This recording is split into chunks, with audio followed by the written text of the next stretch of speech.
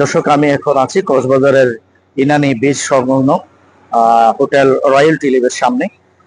আপনারা ইতিমধ্যে জেনেছেন, বাংলাদেশ জাতীয় নাগরিক পার্টি কেন্দ্রীয় নেতা হাসনাত আব্দুল্লাহ সহ নাসিরউদ্দিন পাটোয়ারি, ডক্টর তাসনিম জারা সহ 6 জন কেন্দ্রীয় এনসিপির নেতা এখানে সকালে বিমান যোগে এসে এখানে অবস্থান করছেন, সেরকম যে আমরা জানতে পেরেছি।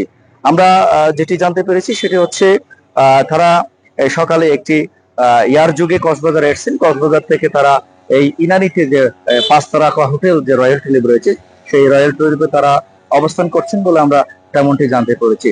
আজকের এই গুরুত্বপূর্ণ একটি দিনে 5ই আগস্ট, একটি জুলাই অভ্যুত্থান দিবসের এই দিনে তারা ঢাকা ছেড়ে কক্সবাজার একটি যে এসছেন, সেই বিষয়ে প্রশ্ন থেকে যায়।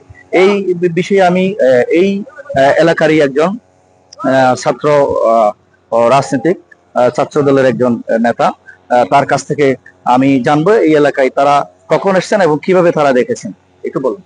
আমরা আজকে উকে উপজেলা বিশাল উদ্যমে যাওয়ার পথে আমরা সামাজিক যোগাযোগ মাধ্যমে ছড়িয়ে পড়ছে দেখতেছি এই এখানে নাকি এনসিপির নেতা কেন্দ্রীয় নেতা হাসনাত আব্দুল্লাহ, তাসলিম জারা আর নাসিরউদ্দিন পাটোয়ারি, ওরা নাকি এখানে সাবেক রাষ্ট্রদূত পিটার হাসের সাথে গুরুত্বপূর্ণ বৈঠক করতেছে শুনতে পাচ্ছি। তবে শোনার পথে আমরা এখানে কিছুক্ষণ থামছিলাম। থামার পথে ওখানে নাকি গুরুত্বপূর্ণ আলাপ চলতেছে, আমরা শুনতেছি। এখানে যেটি আসলে এখানে এলাকায় যেটি ছড়িয়ে পড়েছে সেটি হচ্ছে এলাকার বিভিন্ন রাজনৈতিক সচেতন মহল থেকে আমরা যেটি জানতে পেরেছি সেটি হচ্ছে এখানে একটি রটনা হয়েছে। সেই রটনাটি হচ্ছে বাংলাদেশের আমেরিকান যে রাষ্ট্রদূত ছিলেন পিটার হাস এখানে অবস্থান করছেন এবং তাদের সাথে একটি গোপন বৈঠকে মিলিত হয়েছেন বলে তেমনটি আমাদেরকে ধারণাপ্রসূত অনেকেই বলছেন। তবে আমরা এখনো নিশ্চিতভাবে জানতে পারিনি বা এনসিপির কোনো কেন্দ্রীয় নেতার সাথে আমাদের কথা বলার সুযোগ হয়নি।